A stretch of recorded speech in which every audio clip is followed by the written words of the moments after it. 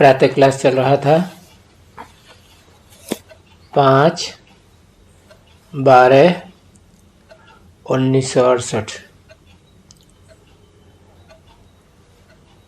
8वें page के मध्य में बात चल रही थी, आत्मा में जो संस्कार रहते हैं तो आत्मा यहाँ आकर के देखती है कि बरोबर जहाँ हम पढ़ करके गए हैं, हमारे मित्र संबंधी वगैरह यहाँ हैं। अभी है तो ये सब ड्रामा की बात। फिर इनमें संशय की तो कोई बात होने की दरकार ही नहीं है कि जो कुछ भी ड्रामा में है वही तुम फिर से रिपीट करते हो, देखते हो, सुनते हो।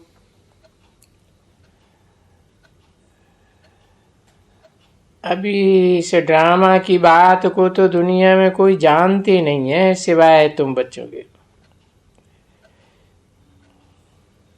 ये नाम भी कोई नहीं जानते हैं। ये कोई वैश्यालय है और जहाँ हम जाते हैं तो हम शिवालय में रहने वाले हैं।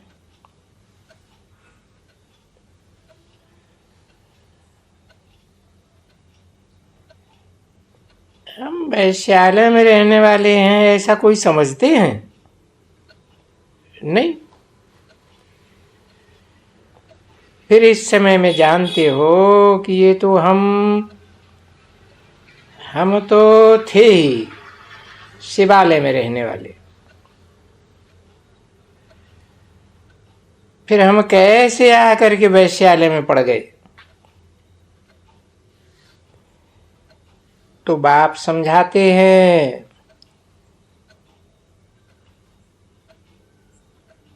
कि तुम शिवालय के रहने वाले वैश्यालय में कैसे आते हो।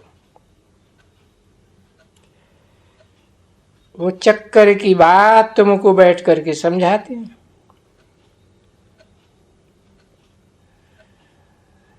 अभी वो बात कोई मनुष्य तो नहीं समझा सकते कि तुम शिवालय में थे जरूर, पीछे तुमको 5000 वर्ष हुआ,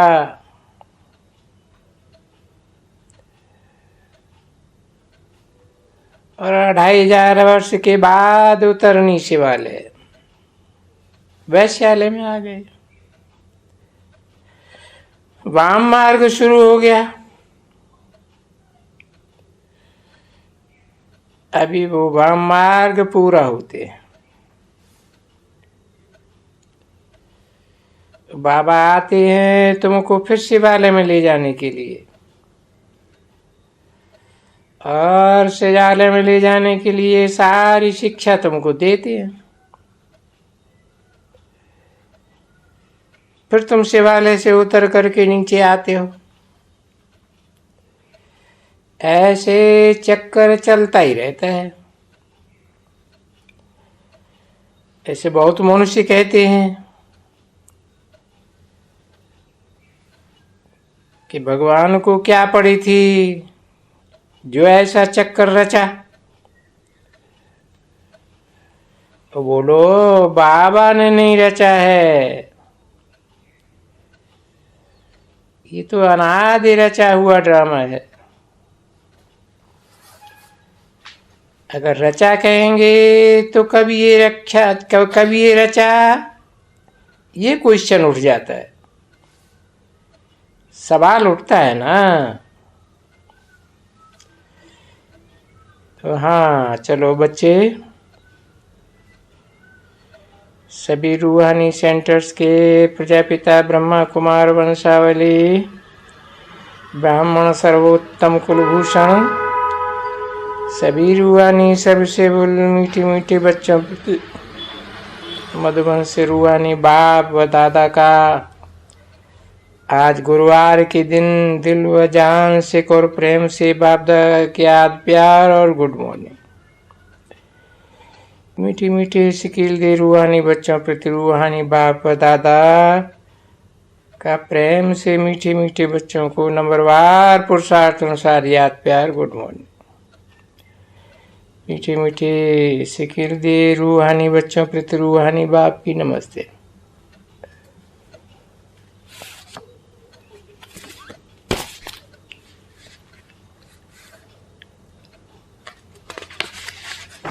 ये रात्रि क्लास है।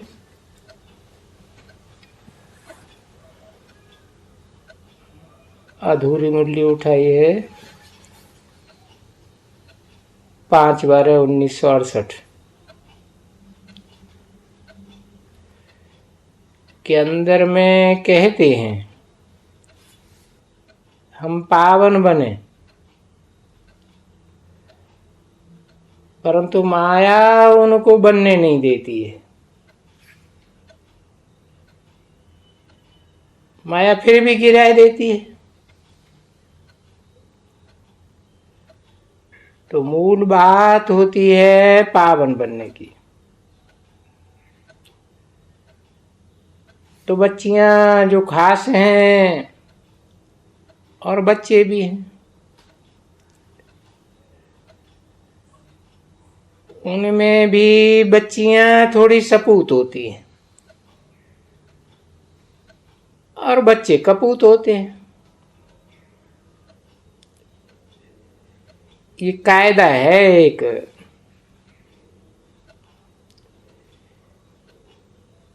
क्योंकि ये जो बच्चियां होती हैं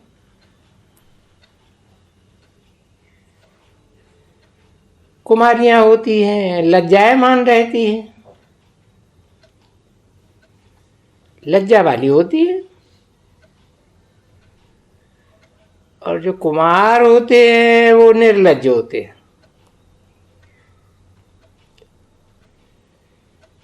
तो ये एक कायदा है, समझे ना। और ये बनावट ही ऐसी है।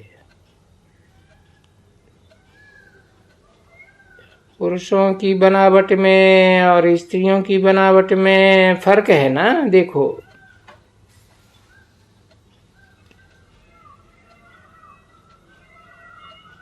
तो पुकारती भी हैं स्त्रियां, बाबा देखो मुझे नग्न करते हैं, ऐसी रिपोर्ट करती है ना। ऐसे कभी भी तुम नहीं सुना होगा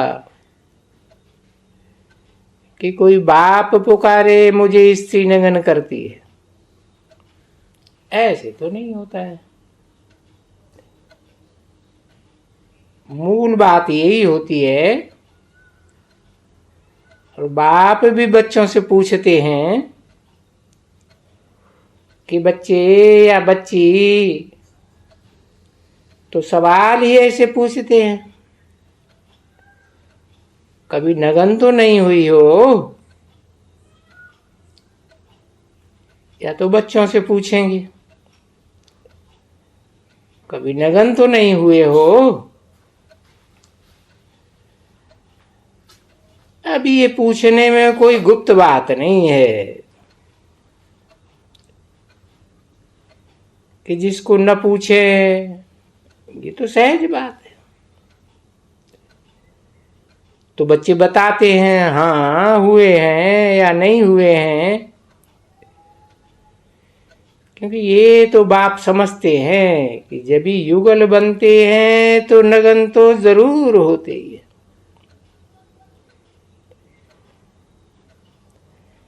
तो बाप जानते हैं ये अज्ञान काल में ये बच्चे जब शादी करते हैं तो नग्न होने के लिए ही शादी करते हैं। तो बाप ये जानते हैं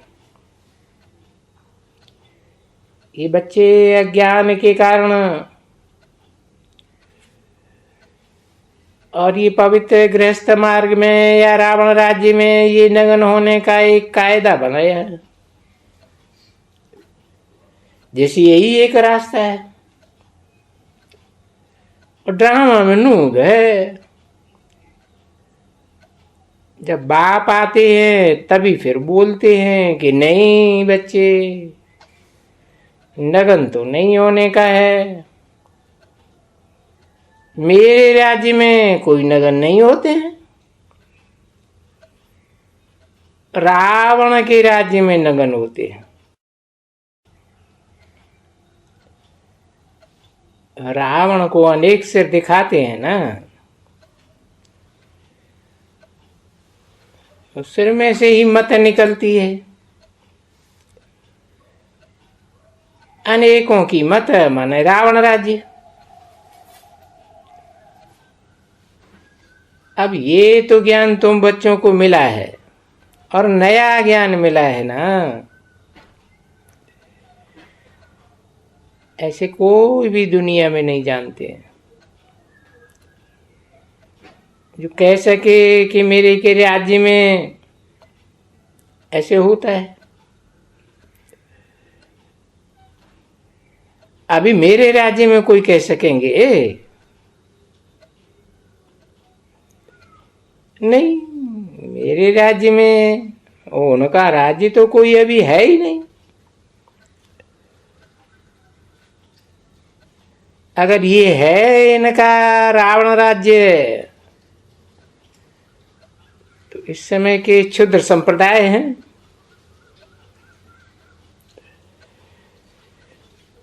उनका तो ये धर्म ही है, क्षुद्र संप्रदाय, वैश्य संप्रदाय, ये दोनों का धर्म है नगन होने का।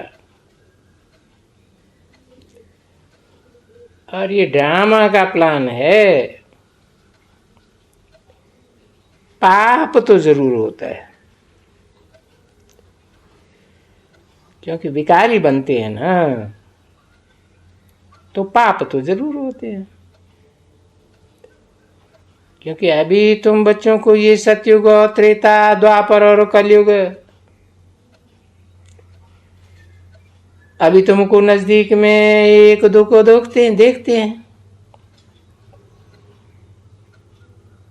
और शास्त्रों में तो बहुत लंबा चक्कर लगा हुआ है।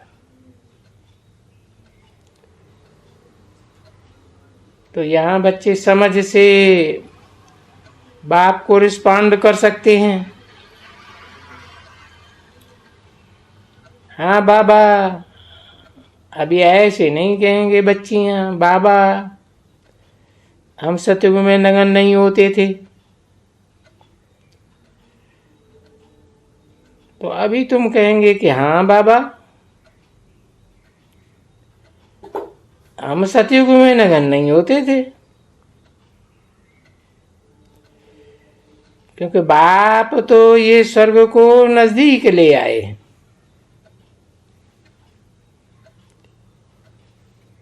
इस समय में भारतवासी स्वर्ग को 40,000 वर्ष दूर रखते, और बाप स्वर्ग को नजदीक लेकर आया हुआ है, बहुत नजदीक हो लेकर आए हैं।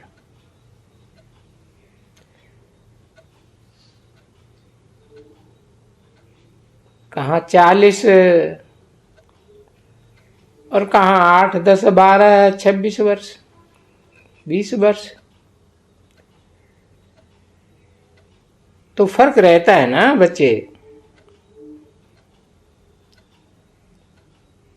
और 40 क्यों, 4,000 वर्ष। तुम कहाँ 4,000 वर्ष, कोई भी सेंसिबल समझू हो तो वो समझेंगे कि 4,000 वर्ष के बाद जरूर नई दुनिया रही होगी, थी, फिर होगी जरूर। तो तुम बच्चे जानते हो, ये तो अभी 8 वर्ष में नई दुनिया होने की है। तो कहाँ 40,000 वर्ष और कहाँ 8। तो कितना बड़ा फर्क पड़ जाता है। तो जब ये समय बताते हैं कि नजदीक है, तो देखो तुम बच्चे यहाँ आए करके पवित्र भी बनने लग पड़ते हो कि ये जानते हो तो और तो कोई है नहीं, ये जो इतना वर्ष बतलाते हैं वो तो बाप ही है। और ये बेहद का बाप तो सच ही बतलाते हैं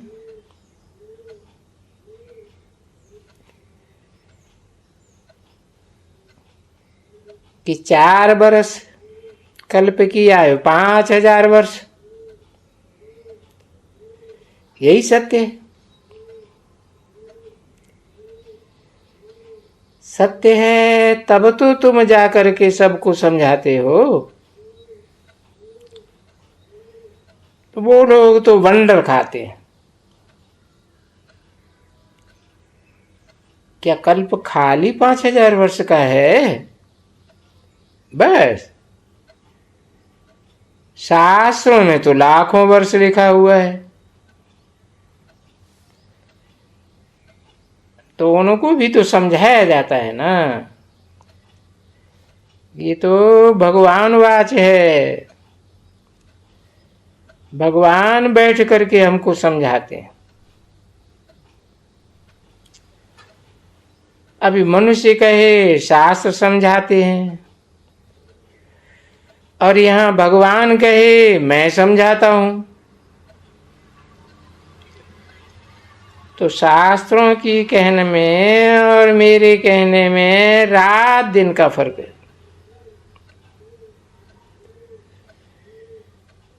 तो फिर बाप बताते हैं ये शास्त्र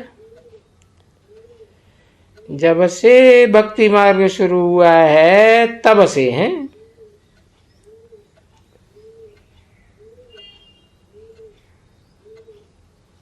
और तुमको भक्ति मार्ग में कितना समय हुआ?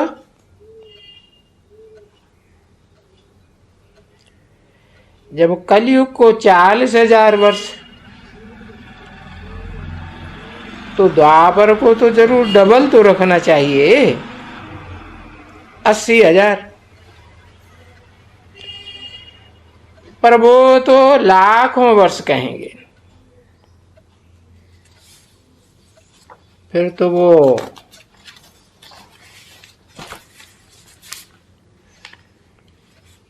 इतना लंबा चले जाते हैं।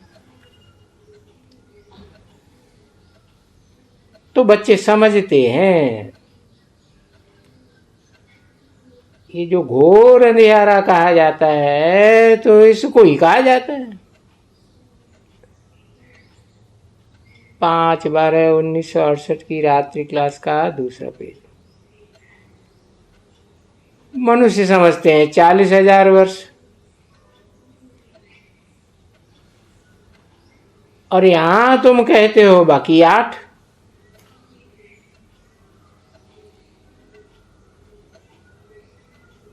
तो वो समझते हैं कि ये गपोड़ा मारते हैं।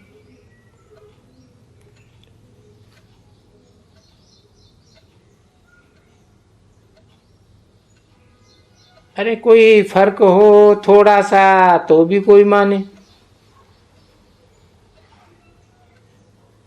ये तो एकदम 40,000 वर्ष के बदली में बोल देते हैं कि अभी है, कभी 40 बोलेंगे, 40,000 ही बोलेंगे। भले 2-4 वर्ष के पीछे पूछो तो भी 40,000 वर्ष बोल देंगे। समझा ना? तो ये ऐसे कमती नहीं करेंगे।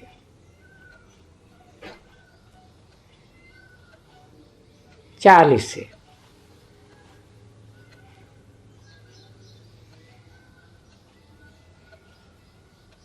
ओम शांति।